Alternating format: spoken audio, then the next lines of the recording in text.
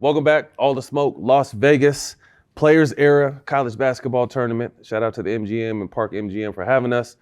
But we decided to throw a little curveball at y'all, or maybe not a curveball, a long ball. An audible? There you go, Dylan. A Hail Mary. A Hail Mary, that'll work too. Man, someone I grew up idolizing, one of my favorite football players. I wore the number 12 and initially wanted to be quarterback because of him, but I found out I was a better receiver than quarterback. I actually got a chance to go watch him preach Sunday and kind of seal the deal here as well.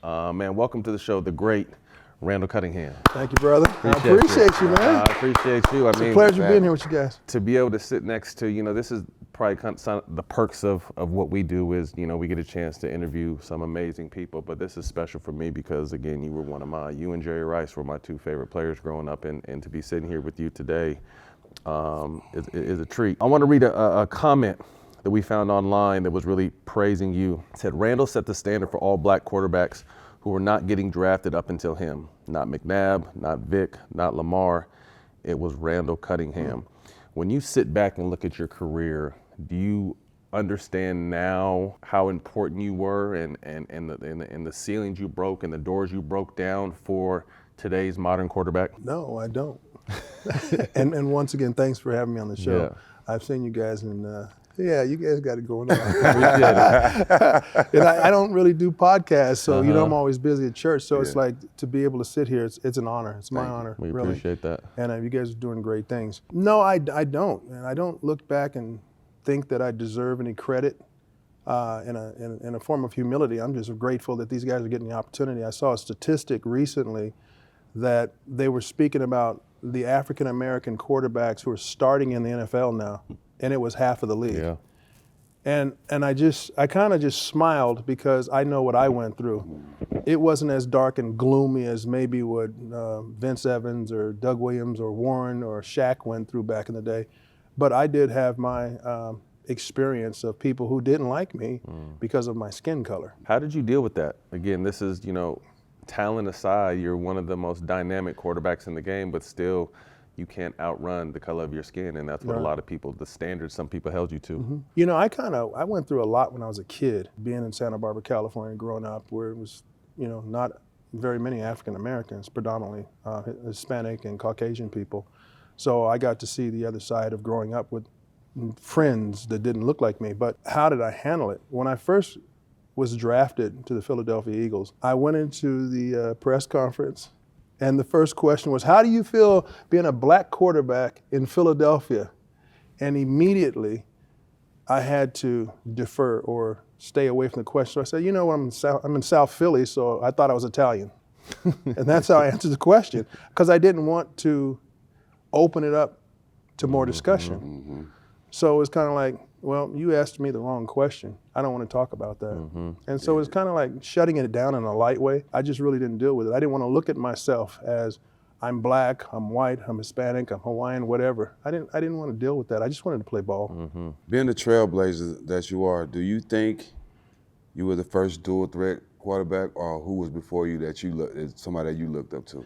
Everybody in 40, 50, 60 years old, we know about Fran Tarkenton, Roger the Dodger, even there were guys, Bobby Douglas back in the day, who I didn't know about until they started telling me. And he said, you just took his record down, the rushing record. I'm like, oh, okay. But these guys were dynamic. I didn't think the same way they thought, I don't believe. When I went into the game, I wanted to study not just the defensive backs and the linebackers. I wanted to study the defensive linemen. Because I wanted to know, if I have to get out of there, I need to know the percentages of me getting out of the pocket and keeping myself healthy. So I was trying to stay healthy because I was only 6'4.5", 196 pounds when I went into the NFL. So I was one of the lighter guys. I wasn't Big Ben in Pittsburgh, with this nice physique. I was just a skinny dude, and they used to say, hey, they used to compare me to Robinson. And I'm like, no, I don't play basketball. Oh, David Robinson. David Robinson, yeah. And I'm like, no, that's not me. I'm like, do we really look alike? But it was because I was so slim. Yeah, slim, long and slim. I'm gonna ask you about two guys. Give me your thoughts. Shedeur Sanders. Love him. The treatment and everything he's going through, whew, that's a lot. And I was so happy he got that victory against the Raiders here in Vegas. But I like him. I love that kid. I've never met him before, but I love him. Of course, Deion and I are friends, but I watch him, and he really wants to stay calm, and he just really wants to get through everything. And he doesn't come off as arrogant or like I'm all of that. He is all of that. Yeah, he confident. And I'm telling you, once he gets the real opportunity to have all the weapons around him and a defense and everything, and they just say, okay, we're just going to go with you, you're going to see the same kid you saw in college. Most dynamic player, playing quarterback right now. The kid is good. He's really good. But, I mean, there's a stigma of, being a Sanders and the prime time and all of that. And I think that kind of overshadows who he is, because he's a great kid. He's embracing it He too. really. I watch his interviews and I'm like, I wish I was wise like that when I first got in there. Media trained. Yeah.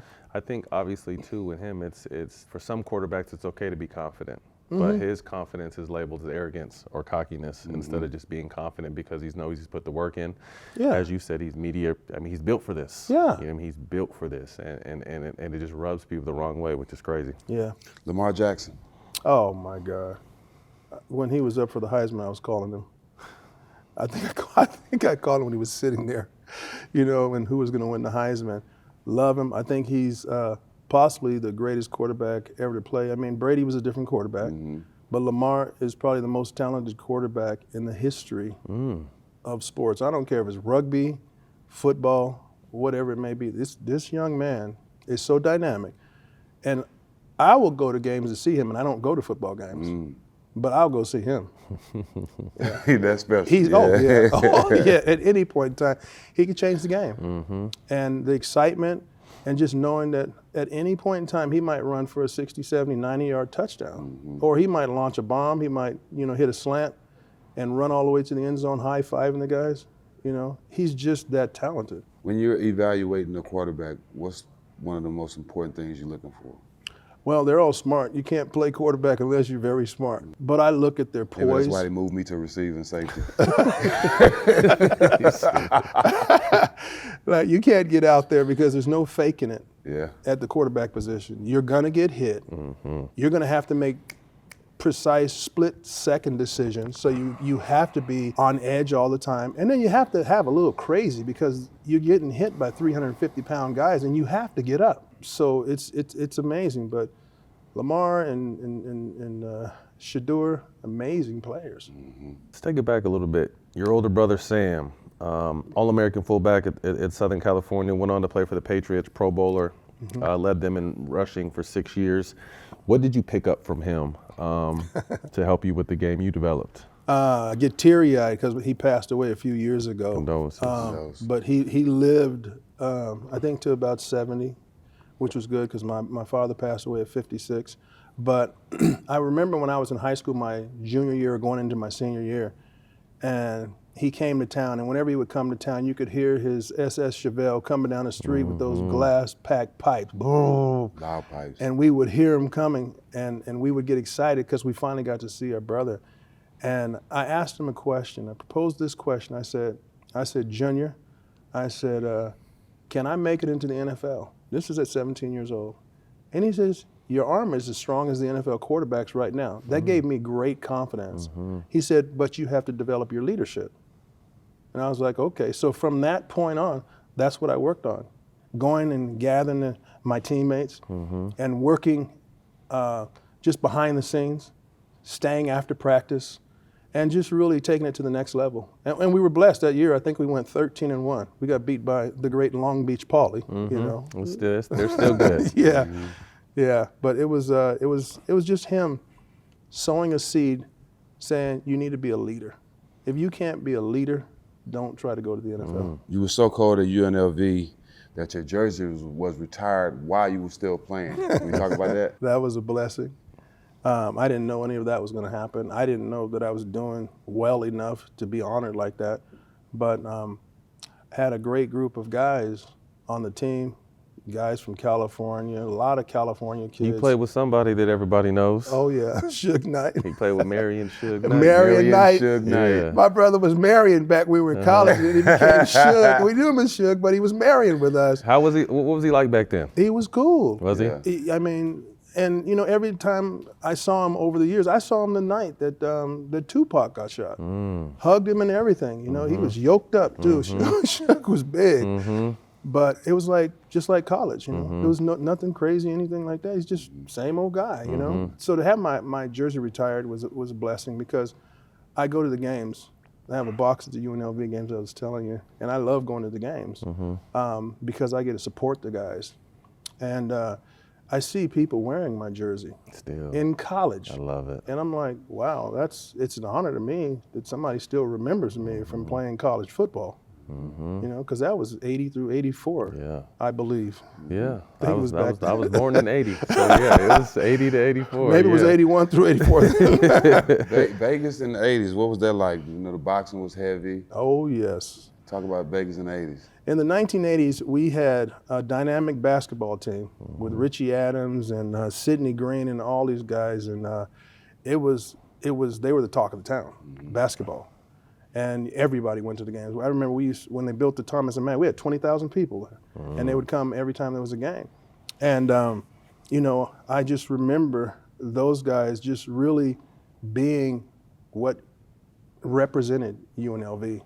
But Las Vegas with the boxing, oh my gosh, I used to go. I remember we would go and we would be ushers at the Caesar's Palace. And we would wipe the seat, and I remember OJ would come in and he would tip us a couple dollars, you know. This is while you were in college? Yes, they would let us have a job just doing that. And we would get an opportunity to go and watch the fight, but we were ushering. And all the celebrities would come into town, and it was great. It was like you wanted to live here in Las Vegas. It was the place to be. It wasn't about the gambling to me. It was more so about the celebrities that would come to town. One of your most memorable boxing matches you recall? Holyfield Tyson. When he beat him on the air. Well, both. I went to both of them. I paid all that money and went to it. I'm a big Holyfield fan and a Tyson fan. And back then, I hadn't met Tyson, but I'd met Holyfield, and you know, he was just a nice person. Still is the nicest guy. But I would always go and spend time with him after the boxing match, and we would sit, and he would sit just like we're sitting here and just talk like a normal person. And that's what I love so much about him. He's down to earth. But Sugar Ray, Hagler, Hearns, all those boxing matches, I got to be at all of those boxing matches as a young college kid. That's dope. Yeah, it was a lot of fun. How hard was it to keep your head on straight around that time with all that going on? It's very difficult, you know. Leaving high school and living in a small town like Santa Barbara, California, and then coming to Las Vegas, this place is different. It was different back then, and it's even, grown and become bigger now. But it was hard because there were so many distractions. I mean, I looked like I was 21 years old, so I can go into the casinos, and we would go to the buffets and things like that, and try to stay there all day, eating all the food. But just trying to stay away from the gambling, all of the clubs, all different types of clubs, it was just, I had to stay focused, or I knew I wouldn't make it. I mean, I could have ended up in an alley somewhere if I'd have went down the wrong street. Any lessons that you learned? Because I remember, I went to UCLA, and I felt like that was kind of like our bubble. Although LA surrounded us, we kind of still felt safe, and we did things we probably shouldn't have did and got away with some stuff. Was there stuff here that you did, or maybe you had a wake-up call that you kind of remember, like, yo, I need to get it together? Yep. And I almost don't want to share it. Come on now, you're here. I mean, I'll do it for you guys because you guys keep it real. Yeah. My first year of college, I was staying in a studio with one of the teammates because we hadn't got our stipend checks yet. And this girl saw that I was tall, and she wanted me to be her pimp. And my response was, no, I want to be a professional football player. And that ended that. Interesting. I don't even think that was me speaking, the natural being. I think it was the spirit speaking through me. But I was like, nah, I want to be a professional football player. So she came up and said, will you be my pimp? Yeah. Yeah, all you have to do is bail me out. And I'm like, no. Jack would have said, where can I sign? Nah. No. Not that one. That could have been the end of my life right there. Man, crazy. I could be in prison right now. And but now I get to hang out with you guys. Yeah. I wouldn't want that karma on my life. No.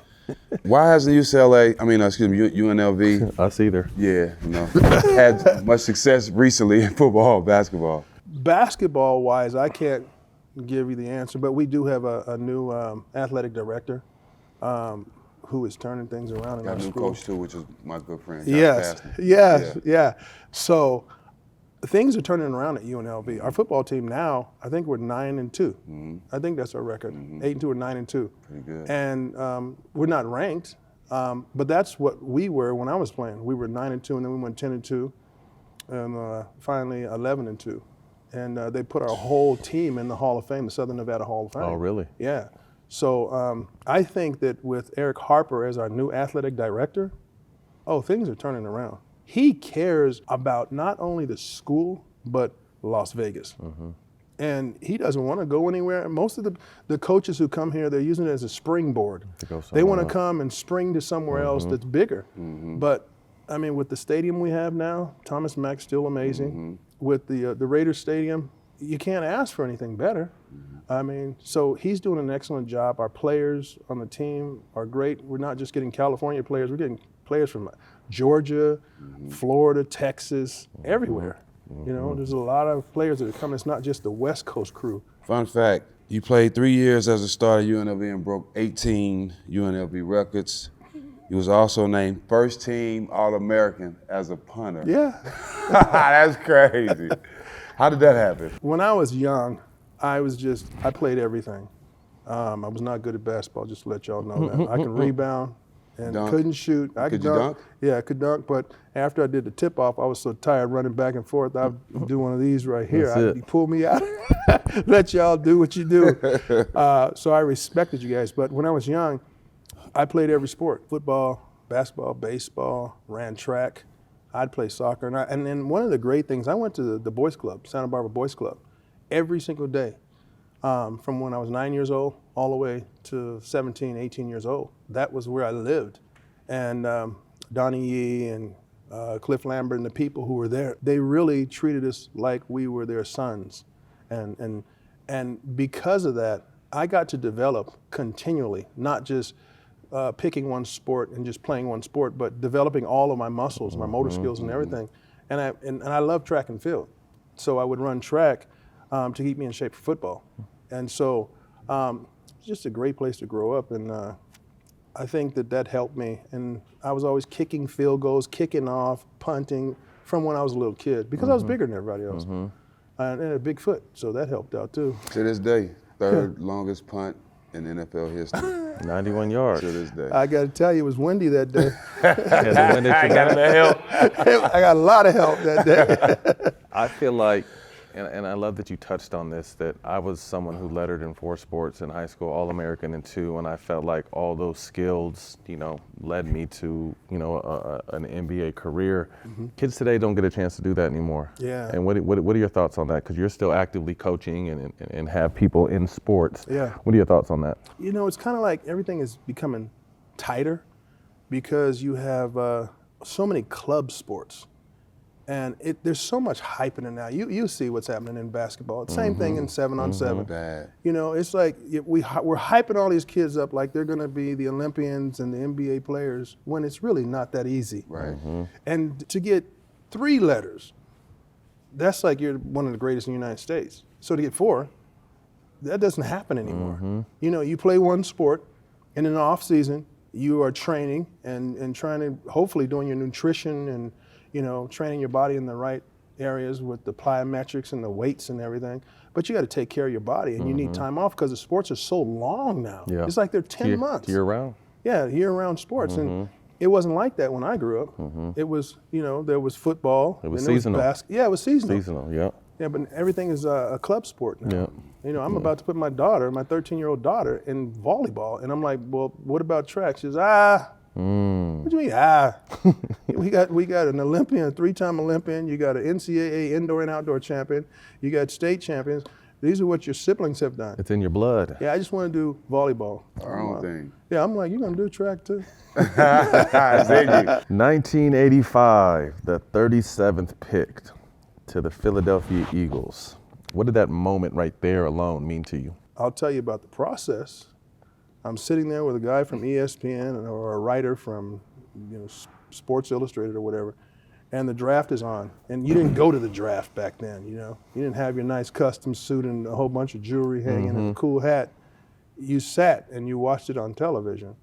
And I was sitting there, and the first round went by, and they said that the projection was I would be drafted in the second or third round. But I just wanted to be drafted in the first round. And I'm Kodak All-American punter, and I'm a quarterback, so I'm figuring, you know, maybe I will. So the first round goes by, I'm not drafted. Second round goes by, I pick 1, 2, 3, 4, 5, and I just lost it. I said, I got to get out of here. I don't even want to watch it anymore. So I left and I went to the mall. And when I came back, my next door neighbor, who was a teammate, he says, you got drafted. And I wanted to play for the Raiders or the Chargers. I wanted to stay on the West Coast. And they said, you got drafted? I said, by who? They said, Philly. I said, really? I said, stop lying, because I was just done. I was thinking I was going to get drafted. And he said, check your answering machine. So I went to my answering machine, and Lynn Stiles was one of the directors. He says, Randall Cunningham, this is Lynn Stiles of the Philadelphia Eagles. We've drafted you the 7th pick or 9th pick overall in the second round, and you're going to be an Eagle. So give me a call. And I was like, wow, that's deep. And so I made the call, and The rotary phones, yeah. I made the call, and sure enough, you know, I went there, and I had already signed with the USFL. I had signed a $3 million deal for 5 years with the USFL, and they didn't know about it because I was like had a little backup plan. Oh, so you did that before the NFL draft even happened. Talk to us about that. I like that. Mr. Bassett was with the Tampa Bay Bandits, and my agent was Jim Steiner at that time. And Jim said, "Look, we got to assure that you're going to, be able to take care of your family in the future. So here's a contract, and we don't know what's going to happen with the NFL. You should be drafted in the second or third round." He says, "But sign this contract." So I inked it. And when the owner, Norman Brayman, found out, we will never sign you to a contract here with the Philadelphia Eagles. And I really didn't pay attention to it because I already had a contract. But then the league folded before. And so there was litigation and all the nonsense, but ended up playing for Philly. So that was, I don't really know money, what it was like back then, but $3 million the gate was a monster. Oh, yeah. Yeah. They were big contracts. Steve Young had signed a $40 million deal with the LA Express or someone like that. Herschel Walker was getting busy. And but the league folded, so it didn't make a difference. Yeah. And we all ended up back in the NFL, or in the NFL. Any interesting or crazy pre-draft questions that you got? People were asking me, do you think you'll get drafted? I'm like, why won't I get drafted? I mean, the statistics show I've got 2,500 each year. The only people had done that back then, had thrown for 2,500 yards were John Elway, myself, and Doug Flutie. So I'm figuring, I probably should be in the NFL. Why not? You shared a big city with some big names: Moses Malone, Dr. J, Charles Barkley. Any fun stories before you decided to really lock in? You have those guys? I got to hang out with Barkley. He was a great dude. I met Dr. J, and I was like, man, that's Dr. J. Teddy Pendergast lived in like Philly. Mike Schmidt and all these guys. Ron Hextile. I was just another guy in town, But it was like really amazing to be in the 5th largest city in the United States and be able to walk out of the locker room, and we had the same stadium. And just go watch the baseball game. Schilling doing his thing, and watching all these guys playing. It was really, really amazing. And now Vegas is becoming like that, but it was different being in Philadelphia because the people are sports enthusiasts. Yeah, they know their sports. Oh my gosh! How long did it take for you to win over the fans? They didn't know who I was, and I didn't know who I was. But when I played in the preseason my first year, I ran for 100 yards or something like that. And they're going like, who is this kid? And they would just say, that's Sam Bam Cunningham's little brother. Well, okay, yeah, but who is the kid? We know who Sam is. And so I was telling my daughter this, my little daughter, Sophia, 13 years old. I said to her, Sophia, I was thinking I wasn't going to play my first year. I'm like, Ron Jaworski's the quarterback. I got to sit over here for about 2 or 3 years, and he's probably going to retire. And then I'll be ready to play. And I said, but Sophia, the first game we went to play the Giants, and we hadn't passed the 50-yard line. And I said, man, let's go. I'm just rooting Jaworski on, handing him water, doing everything I can. And Coach Marchibroda said, warm up. I knew he wasn't talking to me in my mind. Warm up. I was content. I'm going to sit for 2 or 3 years. And I'm like, warm up? Who? Warm your arm up. And so I started warming up, and I'm like, like this. I get in the game, I get ready to put my hands under there, and I look over there, and there's, Carl Banks, LT's over there, Carson, Burt. And I'm like, man, I'm in the NFL. I think I didn't get to snap that play. But it was something. That was something. I would have froze up too. Yeah, I froze. I was froze for a few games. How long do you feel like it took you to kind of get your feet under you? Because, I mean, this is right out the gates. The next week, I think it was the next week, we went to Washington. I'm like, oh, God. And Jaworski kept telling me, he said, look, man, the regular season is not the same as the preseason. Take it up about 7 notches. And I didn't understand that. And I went in the game, they condensed it from about 90 plays to about 15 or 20 plays for me so that I can get it down. And we went down there, and I just remember, I don't think I was completing passes. I might have been throwing interceptions, but I threw a ball to Ernest, and he took it to the house, and we ended up winning the game in Washington. We hadn't beaten the Redskins in Washington, and we don't know how many years. So now they're patting me on the back, and I'm supposed to be someone. And I don't have a clue. Go to the next game, I get hurt. My thumb came out, was way over here. I'm coming off like this. Your throwing hand? Yeah, my thumb, and then I went like that and went back in. I said, oh, I'm good, and I went back in the game. That's how crazy you got to be in the NFL. You can't. It didn't swell up like how you grabbed the ball? It did after the game. Yeah, after so the game. I was out the next week and the week after, and Jaworski went in there and got busy on him. And it was a learning curve. It was difficult. And so I think I really began to feel it probably about my 3rd year. Like, okay, I could do this. The game's slowing down a little bit. Yeah. And the other thing was the trust factor of the coaches trusting me. They would limit me and like, well, let's just not have them throwing interceptions. Because, when you're a young kid, you're just going to fire that thing in there. But they taught me the game, and as I learned the game, it was like, okay, it did slow down. You guys know. The next great bucket is just a better way with DraftKings Sportsbook. It's the ultimate destination for betting on NBA this season, offering you all your favorite ways to get in on the action. Maximize your excitement by using your bonus bets on DraftKings same-game parlays for a shot at even larger payout. I partner with DraftKings Sportsbook to bring you an incredible offer. New customers can turn a $5 bet into $300 in bonus bets if your bet wins. Download the DraftKings Sportsbook app now and use my promo code SMOKE. DraftKings, the crown is yours.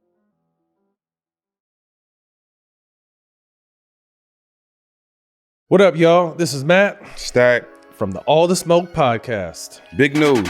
We're teaming up with the ultimate sneaker plug, StockX. Let me put you on real quick. If you're serious about sneakers and style, you need to be on StockX. For the rarest kicks to the latest releases, StockX gives you access to everything you need to level up your game. No more missing out. Just straight up access to what's next. So head to StockX.com or download the StockX app to start leveling up your collection. It's a game changer. StockX. Now you know.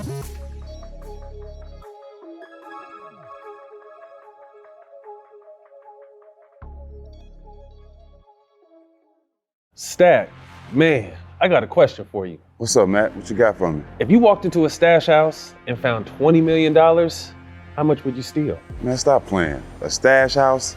20 million? Nah, for real. That's the question Matt Damon and Ben Affleck have to answer in the Netflix new movie, The Rip. They play a team of Miami cops alongside Steven Yeun, Tiana Taylor, Catalina Sandino Moreno, Kyle Chandler, and Sasha Kajay. and they're all trying to decide if they're good guys or are they bad guys. Well, good guy or bad guy?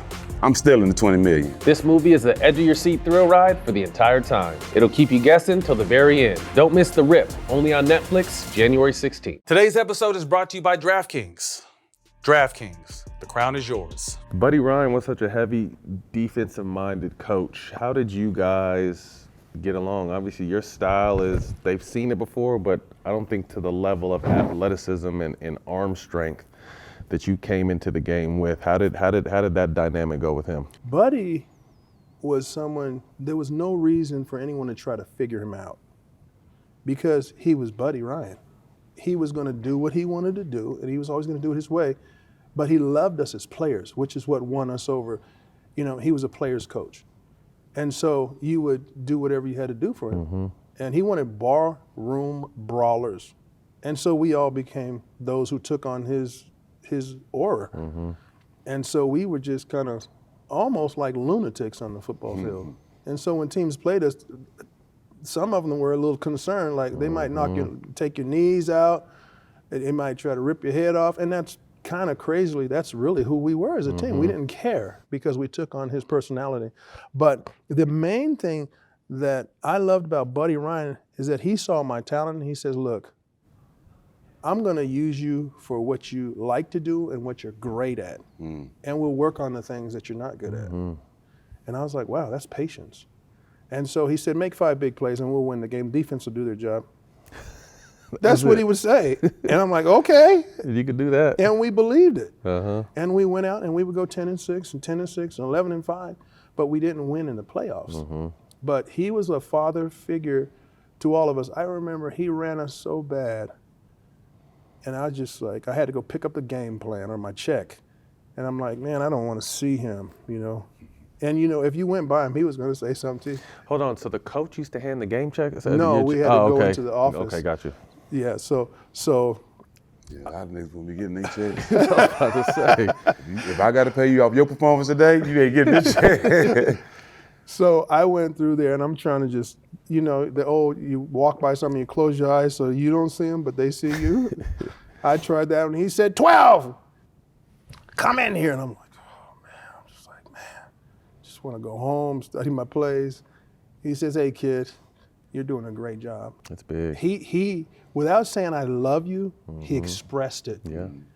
And I'm like, sitting there like, man, this guy is the real deal. And I walked out of his office and I'm saying, man, I love that man. You know, that's how I really felt. It was like, cool. He cares. He doesn't care if you're in a bad mood, you don't like him. He's going to call you and be the same guy all the time. And I think that's why we won games with him. But I don't think people that may not play sports understand how far that goes. Oh my gosh. The confidence of your coach, the love of your coach can change the trajectory of your career. Yeah. So I've been coaching all of my own kids. And praise God, they've all been successful. My daughter Vashti, people don't know that I know high jump because they're like, he was a football player, now he's a pastor, how could he be coaching? Well, my daughter's went to the Olympics 3 times. She's been 5th and 6th, and there's times that she's won a gold at a World Indoor Championship, a silver at a World Indoor Championship, a bronze at an Outdoor World Championship, 2 global golds, and people will still say, he doesn't know what he's doing. But here we are 10 years later, and it's not about me. It's about what God is doing through us. My daughter's won 16 national titles. Wow. She's almost the record holder, and she's only 27 years old. It has nothing to do with me. It's just, I love her. Pour into her. And whoever trains with her, they're my kids. Right. And I pour into them everything that I have. And I'll bend over backwards just like Buddy Ryan taught us. I love that. Same way. Yeah. The late, great Reggie White. Yes. Obviously, we got to see his talents. What is some of the stuff we didn't get to see? Reggie was no joke, the late Reggie White. Reggie would get in your face. And I kind of take that from him. As a minister, I remember he told me, when I was young in the league, my first or second year or whatever, 3rd year, he said, I was living with a person. And he said, you should marry that girl. I said, then why are you with her? Either marry her or leave her alone. That's how he talked to you. I was like, you don't. Then he brought this one to me. You a Christian, Randall? I said, yes. You pay your tithes? I said, no. Show me where, in the Bible where it said, he took me to Malachi chapter 3. And from that day, I have been paying my tithes. Ever since 1986, I think. I've been paying my tithes because he got in my face and challenged me to do what God told me to do. What was how big was he? 6'5.5", 350. Ooh-wee. Bench press, whatever you put on the bar, It he could didn't bench matter. press. The bar would do like this. It would bend. And then the thing about him is when game time came, his eyes would turn bloodshot red because he would joke around and play around like a little kid the whole week in practice, joking around. And he would get in the game and he would get in his stance and he'd say, "Get ready, here comes Jesus." Oh, wow. Could you imagine that? No. And he used to toss 350 pounds Like they were with this nothing. thing called a club. He would run and he would club them. And I mean, I saw guys fly in practice and I saw guys fly in the game. This is real stuff. Pro bowlers. And I'm like, yeah, you don't mess with Reggie. Blocking him one-on-one, it wasn't going to happen. And then you throw Jerome Brown in I was there. about to say You Jerome Brown was Forget incredible. forget about too. it. Reggie used to, they hook the lineman and just throw him off, bro. Yeah. One arm, just throw him off. I saw it in practice. We would have our blitz drill, ones versus ones, the defensive ones and the offensive ones. And I would stand in the shotgun, normally at 5 feet, about 5 yards. And I was about 6 or 7. I'm about to say, They'd back snap up a little that bit. ball, and he and Jerome and go looking Pitts and all those dudes would come through. I just hand the coach the ball. Here you go. Blow the whistle. I mean, that was like in a second and a half. So when you talk about Reggie White, he not only was a great player, he influenced the guys around him. And one of probably the greatest defense in the history of the league was 1991, I think, or 91 or 93, yeah. On the other side of or someone else that was also special in the same division as you, Lawrence Taylor. Oh, yeah. Talk to us about LT. LT, I've always had the utmost respect for LT and the Giants. They just were just a scrappy, rugged, just come on up here to New York, you know.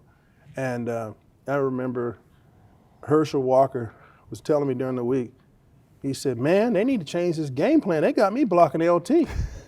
I'm going to do my job, Right. but they need to slide one of them big offensive tackles, and I'll help the tackle out. I'll chip him out Yeah, on I'll the way. chip him. Yeah, I'll I chip ain't him on the taking way." a one-on-one.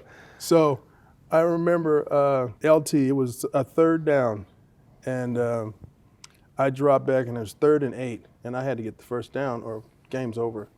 And I took off, and I'm running, and all of a sudden, here comes LT.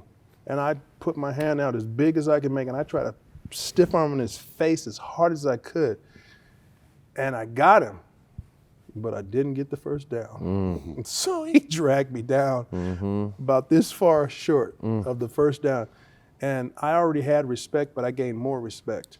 Because it's one thing for Lamar Jackson and Montana and Barry Sanders to make a play, but he made it on the defensive side of the ball, you know? So that I gained so much more respect for him. You played in an era of great quarterbacks. Who were some of your favorite matchups to go against? Obviously, I know it's the team, but you also Yeah. played against some great Oh, I quarterbacks. like going against Elway. Elway, Yeah, okay. because Elway was just scrappy. He could run. He had all the ability. I watched him at Stanford pitching and all of that, and I looked at him as just like I want to go against Elway, you know. And I had respect for him and the team and Vance Johnson and whatever they called the three amigos. Then they had Shannon Sharp. They had just a great team. And I mean, I like going against Steve Young also. It's my guy. Because Steve and we would battle it out for the rushing title. And I remember being in the Pro Bowl one year, and we're sitting 8 and 12, and he keeps looking at me like this. And I'm like, this dude's staring at me, and like You guys didn't know each other really yet? playing against each other. That's it, but yeah. So he's right here, and he keeps staring at me, and I'm trying not to look at him. And I turn around and look at him, he's like this. Because I got the MVP that year. He's like, "You're all right, Randall." That day, he became my favorite player that day because, you know, he's an LDS guy, and I've always appreciated his faith. There was even a time when he was up for a commercial with Coca-Cola, and they called me up and they said, "Randall, we got a commercial for you." And I said, "All right, cool." We were going to try to give it to Steve Young, but he wouldn't take it because it has caffeine in it. And I said, "You mean like coffee type caffeine? I mean, like it's not illegal?" And I asked him about it, and he basically said, "Yeah, it's just part of who we are. We don't use caffeine." And that was $200,000 in my pocket. So he really became my favorite quarterback after that. Yeah. Speaking of money in your pocket, 1987's labor dispute. Any memorable stories from back then, and explain to those that don't know what a scab was. Scab was a player who crossed the line, and in a town with Teamsters the way we had them and the union, that was not the thing to do. But there were players who were injured who had to go get treatment. But the scab players were players that would replace us. And Philadelphia was like a no-no town to do that, big union town. And I just remember all the Teamsters, the truckers, and just everybody from the unions coming together as one unit. And that really showed me the city of brotherly love, because this was so crazy that I could let this out now. But I remember there were trucks blocking the exits where you couldn't get off and go to the stadium. Big rigs just parked, with sign, tires flat, engine broke down. But the city stuck together, and it's like, don't come in here without our players. We want our players. They supported you guys. Oh yeah, and there was unity, and we picketing with them, we became players who got to hang out with everybody in society, and we developed even deeper relationships with the community. I love that. Yeah. One of my favorite video games of all time, and you were arguably one of the greatest players on that, but why was your name QB Eagles? Tecmo Bowl? Yeah, man. What happened there? I didn't give them the rights. Oh, okay. So how did that you just weren't interested, then the money wasn't right? The money wasn't right. Okay. And but I played it. Oh, you still played it? I played it, yes I did. Hey, you were a bad man on that game, man. You and Bo Jackson on that game, unbelievable. And Emmitt Smith. Yeah. I would play against the Cowboys all the time. And Emmitt would run for 280, 300 yards, and you couldn't stop him. And but I got pretty good at the game, and I would pull all the starters out, and I could finally beat the Cowboys. You took their starters out. Yeah, no, I took our starters out because Okay. I got better at the game, and there was just ways you could win on the game. You were quoted saying, back then I was a different person. I was immature. I was trying to figure out who I was. Can you speak to that? Because I think as men and as we grow up, we all come to that moment at some point, especially if you're evolving for the better and changing for the better. Yeah. I'm just grateful my parents took me to church growing up, because at least I was sitting in the house of God. And I didn't know who he was. I did not have a relationship with God. But when I got to NFL and I began to realize I got it going on. You get to that point where that pride kicks in as an athlete. And so I remember I was driving or walking down the road one day, and I had set these visions and goals of being a professional football player from when I was a little kid, 9 years old. And I said this to God. I said, God, I must owe you something. And it was like an audible voice from him said, you owe me your life. And I didn't understand that, because I didn't really understand who God was. And so I did things that I was not happy. My vocabulary was horrible. My desire for life, I wanted a wife, and I just figured you just went out and dated people, and if it worked out, and you get married. But that wasn't how I was supposed to do it. And thank God that I woke up, but during then I was ignorant, I was foolish, and I did things that I'm not proud of today. And once again, my vocabulary, I didn't think before I spoke. And I was just not who God wanted me to be. And then I had my encounter. I did a lot of things that I'm not proud of, and it was just my character, because whatever the scene was, I fell into the scene. If people cursed, I cursed. If people drank, I drank. And, I don't drink. I don't smoke. I don't smoke cigars. I don't smoke cigarettes. I don't smoke pipes. I don't do any of that. I don't curse anymore. My life has turned around. And it's because I had a revelation that God really is real. That cussing part, how long did that take? Oh, I cursed all my life. I think my peers and my parents taught me how, pretty much how to do it.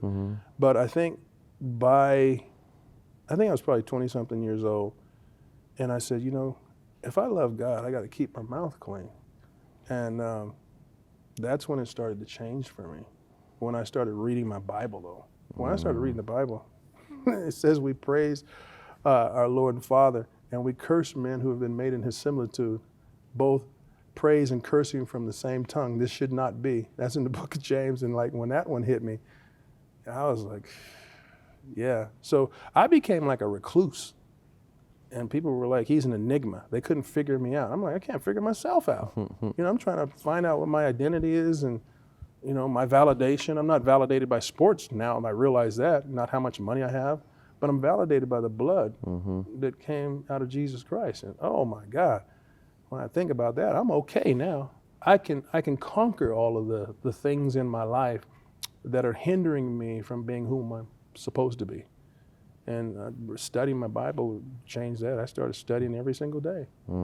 Chapter a day, I would meditate on the word, and that really helped me, really did.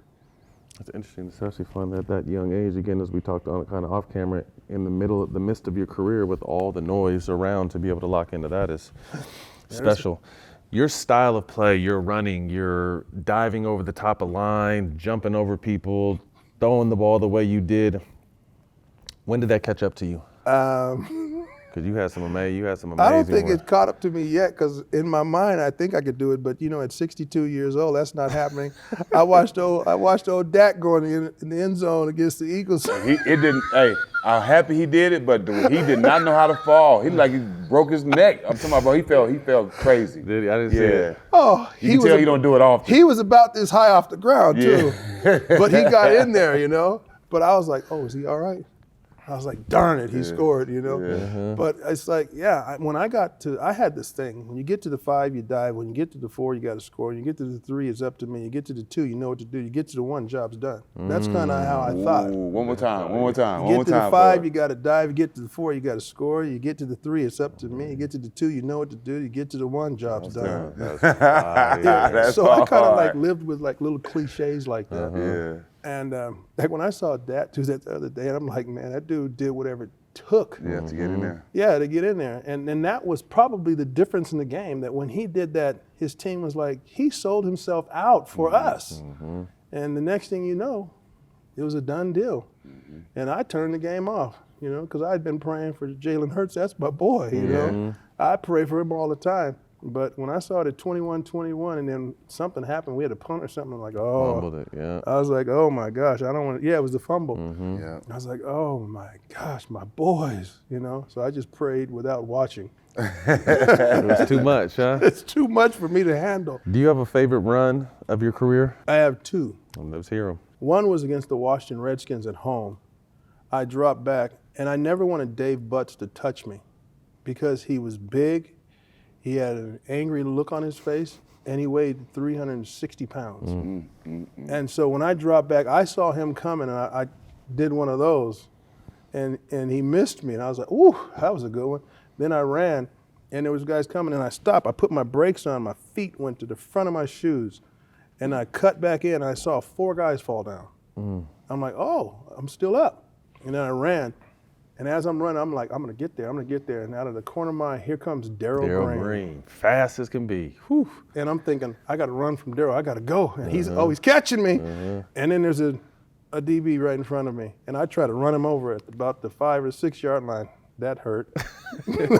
that hurt pretty bad. And I'm all of the years that after that, I thought it was Darryl that hit me. But it was the guy in front of me. I probably got a concussion. You didn't, damn. And I didn't score. I got about to the 3, and I'm pumped up, the adrenaline's working, and I'm excited. And then the other one was against the Cowboys.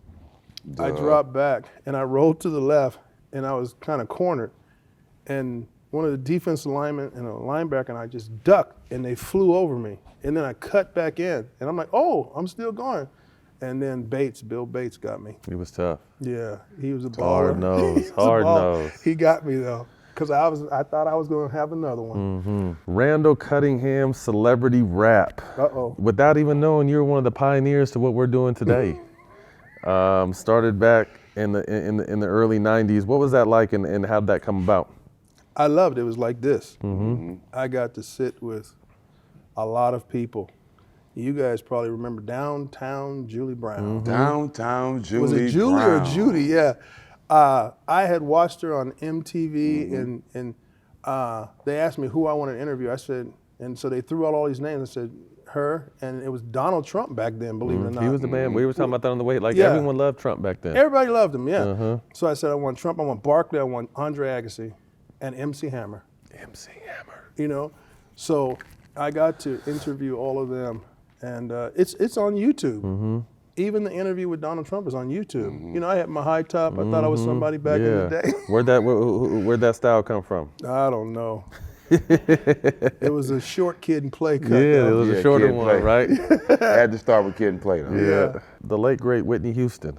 Uh-oh. You talk about her? You're going deep now. A little bit. Yeah, Just you're a little. you Come on, digging man. now. You're digging My good. favorite player. I got to ask some questions, man. You know, I was just a big Whitney Houston fan, big In Vogue fan. Of course, Michael Jackson, and just I loved music. And BB and CeCe Winans, you know, they actually sang. BB sang our wedding, but I don't know. I was kind of toward the peak of my career, and I saw her, and you know, I guess I was infatuated, just like all the other men. And I just happened to know her publicist, and I said, "You think Whitney would like to go out with me if I asked her?" She said, "Yeah, ask her." So her nickname was Nippy. So she invited me to I'm Your Baby Tonight release party, and it took a couple of teammates, and I went. And I said, "You think tonight would be the night?" And she said, "Yeah, go ask her to go on a date. Tell her you'll take her to Antigua." And so I said, "Nippy, I said, hey, I'd like to take you out, get to know you better." And she said, "Randall, that'd be very nice." I was shocked, you know. And so we met, and back then, I told the owner of the team, I said, "Hey, I'm gonna go on a date with Whitney Houston." He says, "Well, I'm gonna give you my private jet. I'm gonna fly you to Antigua." So I flew to Baller. So I flew Sealed to the deal. Yeah, I flew to Miami, stayed with Norman Brayman at his house with he and his wife, and just great people. He sent me down there. I'm on the plane. I'm listening to her album, and to me, I was like, man. And this is no offense to Bobby. You know, I want to be careful, but I just thought she was just a wonderful person. And I was thinking, you know, and back then she said she was single. So we went out, and it was about a day and a half date. You know, nothing big. We just went to dinner, hung out on the beach, but that was about it. It's a thing on Instagram where somebody said, "Could I borrow some money?" And they sent a picture of Whitney Houston, and the reply was, "Why you send me that?" And the person said, "Because I have nothing." You stupid. That's good. That was real good. I'll use that one. That was good. I have Use that nothing one. for you. Yes. You made an appearance on Martin, one of my favorite shows. What was that like? Martin is a genius. When I went to, and Snoop Dogg was on the show as well. But when I went, I'm like, man, I get to be on the Martin show. That was it back then. Oh yeah, That was it. Whitney, Arsenio Hall and Martin. There That it was is, it. right That was there. it. So I go there and I meet Martin, just the nicest guy, and he was studying. The book was this big, and I guess he had to memorize the whole book. And I'm like, and I have my little lines, you know. I'm just messing up on my lines. And then I remember he was playing Roam Me Rome. It's on YouTube. Yeah. So in that, he ad-libs, and I'm not knowing that he's gonna do that. So he says, you know, I had just got my hair like tightened up. Clean, ready. And he said, look like you comb your hair with a brick. And I lost I lost it. And I'm like, that wasn't on the script, you know? Right. But that was Martin. That was how witty and Yep. how Quick. smart he is. Yep. He's so quick. He comb your hair with a brick. Yeah. Oh my God.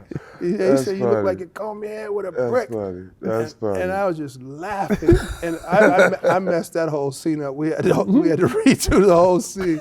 But and I got his phone number. I got to contact him and stay, you know. I love Martin it. would answer. And I said, I wish I still had his number because I'd like to call him and see how he's doing. That's funny, man. That's love funny. that. Jay-Z, Heart of the City, name drop.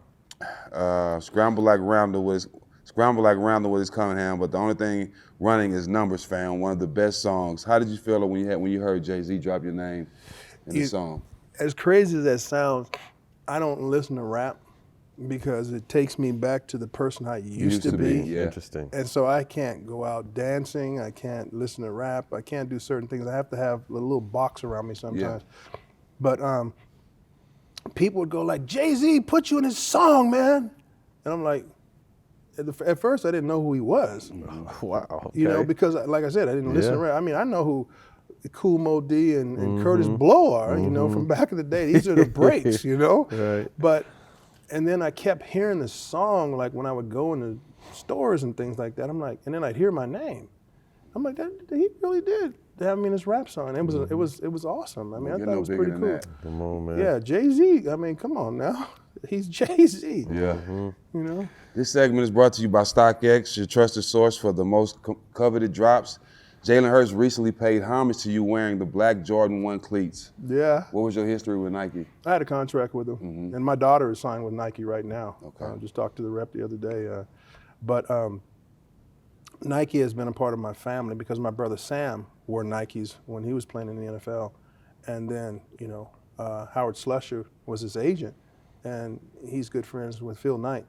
So there was an in there, and like I always wanted to wear Nike, you know. And then once Jordan came around, everybody wanted to wear Exactly. Nikes, you know.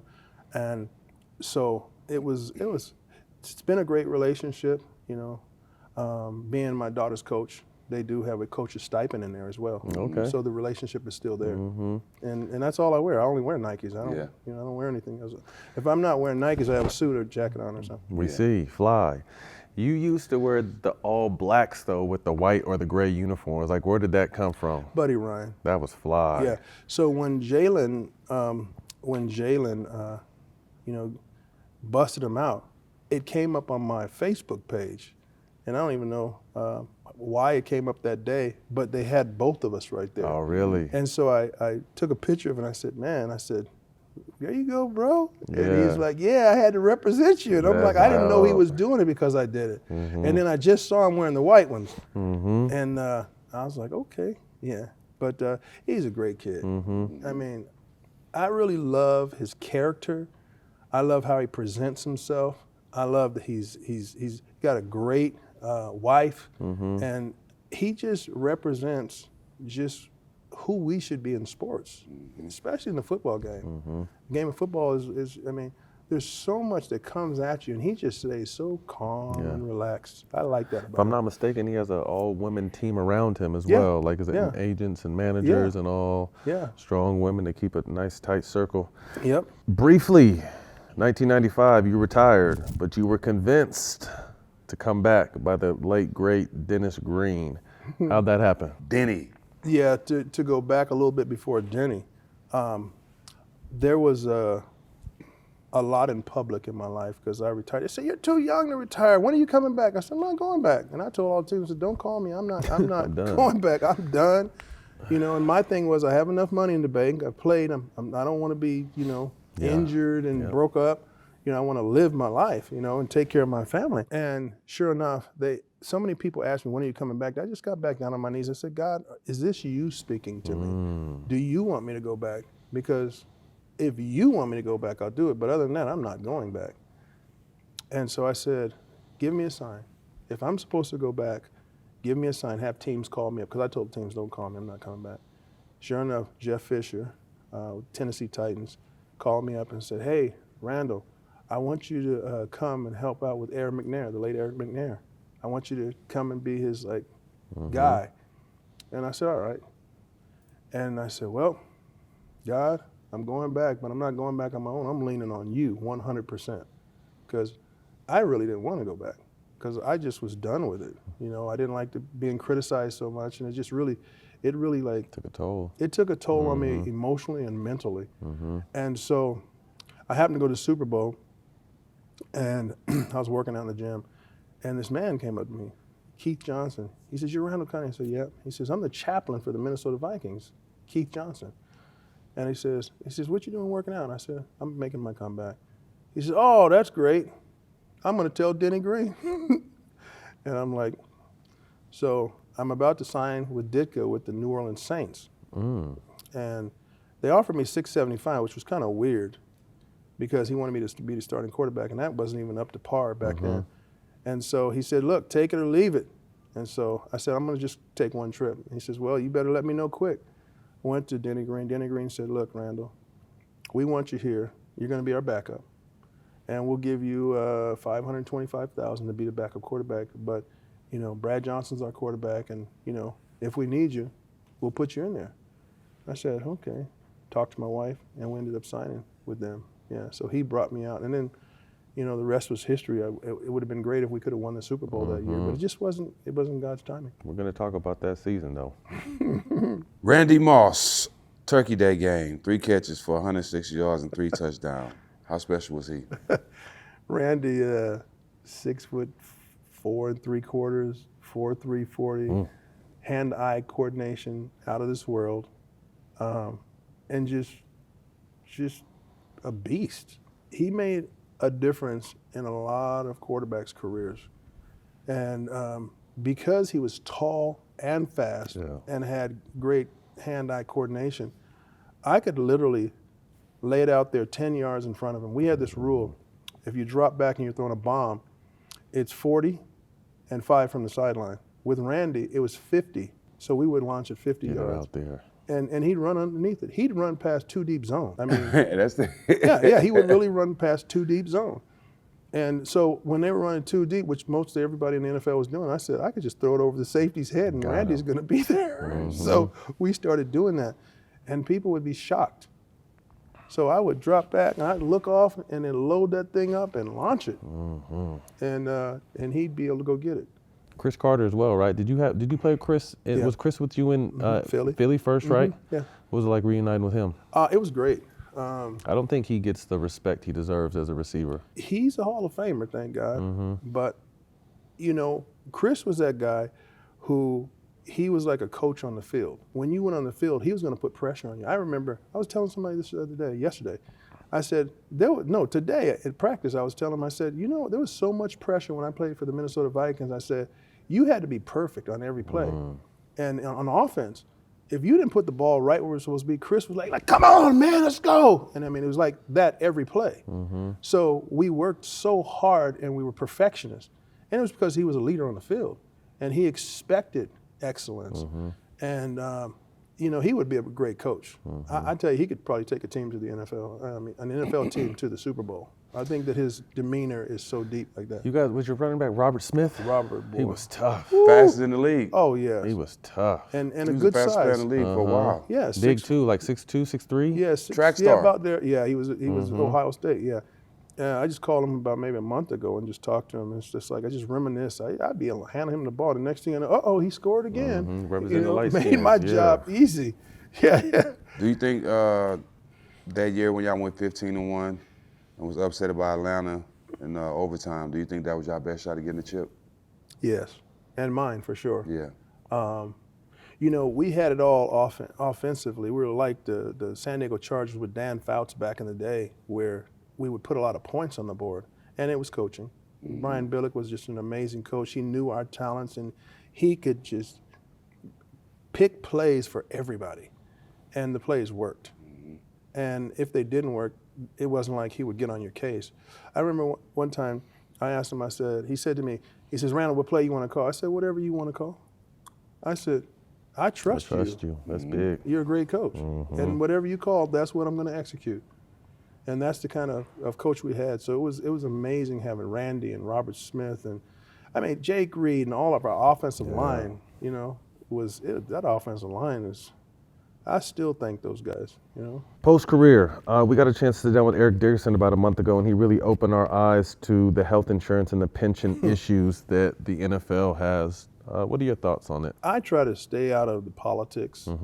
I like to keep relationships. Eric is a good friend of mine. He was in my wedding. Okay. We had a great time. He's still a great friend. Just talked to him. He just texted me a couple of days ago. He texted me. He says, man, I'm watching your highlights. I'm like, I'm watching yours, man. What are you talking about? Right, but we do that as players. You got respect for each other. Absolutely. But when it gets to a lot of that, the NFL did me no wrong.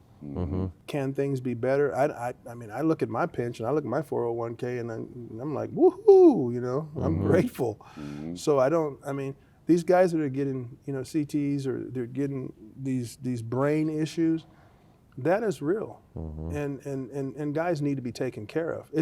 They need to go back to the older players who are still living You know, the guys that are probably in their 70s and their 80s. And they need to like do something for them. Just like I guess they're doing that in college with this NIL thing. They need to go back to those guys. Because like O.J. Brigance is a good friend of mine, and we were in ministry together. He's, you know, been fighting for his life, you know, in a wheelchair. And some guys have passed away. Andre Waters, Junior Seau, these guys have passed away, you know, and at young ages, you know. And it's like, I can understand where Eric is. I'm just not as vocal as Eric. Yeah, because Chris Paul did that, and they did it for the retired players and older guys. Made sure they all had insurance again. Yeah. We have lifetime insurance, so they made sure the guys that came before us, they made sure they got it too. So that was pretty good. Yeah, the medical is really important because I think that, like Eric's been diagnosed with a couple of things. I'm not really sure what it is. But yeah, just give him a better life. Your church, I got a chance to visit it. How do you say Remnant Ministry. Remnant Ministry. Yes. 20 years you've been doing it. You got Yes. a nice building. You showed me the house across it. You got a nice little fortress over there. Yeah, you didn't see the basketball court. I didn't get a chance to see Yeah, it. we got a full court. Yeah. Explain how that came about and you know how much you enjoy getting a chance to do that. I was retired in 1995, 96 or something like 95, and I was working in marble and granite field doing countertops and flooring, and the guy who was my partner, well, he wasn't my partner then, he was, you know, yeah, he was my partner. Joey said, hey man, we should start a Bible study. And I said, yeah, who's gonna teach you? He said, you are. I said, what do you mean, I am? He says, you know more than me. And I kind of fell for it, you know? And so we would have 2 or 3 guys and we would have Bible study. Next thing you know, it was 13, 30, then it went to 50 to 90. And my pastor, the late John Michaels from Calvary Chapel, said, we've got to get you ordained because this is not a Bible study.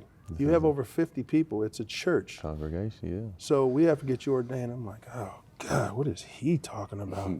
If he's never done anything wrong in my life until you said that I'm a pastor. You know, I wasn't trying to be a pastor. And so I kind of avoided him for about 2 years, you know, still stayed friend, went to church and everything. And then he said, hey, we're having an ordination on the 28th of March, the day after my birthday. We'll see you. And he says, this is 30 days in advance. He says, you need to pray about getting ordained. So I said, honey, what do you think? She said, I don't want to be the wife of a pastor. Nobody thinks like that unless you go to seminary. I didn't go to seminary. I've been to Bible college. No, I've just been taught. And I've hung out with the chaplain, the Vikings and things like that.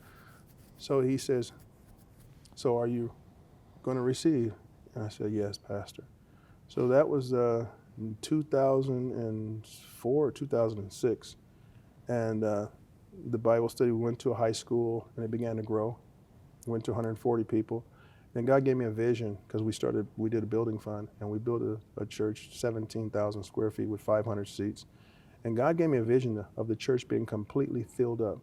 The first service we went there, it was completely filled up. And I went up front and tears came to my eyes. And I'm like, God, you showed me this. And so the next week we had 180 people in our congregation, grew 40 people that week. And now we're up to 3 services. You know, we probably got about maybe 1,000, but we have, you know, a lot of people that watch us online. The Remnant Ministries on Facebook, Remnant Ministries Christian Church, and on our site is remnantministries.net. And there are a lot of people who support us online as well.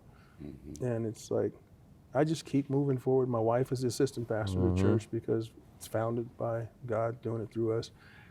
But we just love people, you know, and when you come to the church, you're going to feel that you're loved. Everybody's going to hug you. They're going to hug you to death, you know. And great energy in there. Yeah. And it's still interesting, too, to kind of obviously be a fan of you and then come to see you preach, and then people are still blown away that it's you. That's Randall. You know what I mean? Obviously, you're in this church, but I heard probably 3 or 4, that's Randall Cunningham. I'm like, yeah, you're at this church. Like, but it's I don't even notice that. I obviously, I'm sitting back listening to the word, and then when everyone's getting, like you said, everyone gets up and hug when it's over, and I came to find you, but passing through, I heard a couple people, that's Randall Cunningham. And a couple people said hello to me, but I just thought it just brought a smile to my face because it's just like, you know, like my favorite quarterback is a preacher. That's amazing. Yeah. And I told the congregation this on a Wednesday night. I said, you know what? I love what I do. I said, I have an office now because I didn't have an office. You know, I got an office probably 5 or 7 years ago, but we've been there 20 years. And we keep growing. And I'm in the dungeon, I'm in the amplifier room, I'm up back in the room, I gotta get a candle or something to light. And sure enough, I told the people, I said, I love you guys. And I said, I love what I get to do. Mm-hmm. And I said, you need to love what you do. I said, because it's all for God. And there's a reward in the end. I said, it's only what you do for Christ that lasts. And I said, enjoy what you do. And you guys do a great job here. Everybody, our worship minister, she says, I know who that is. And then she was joking about it again today.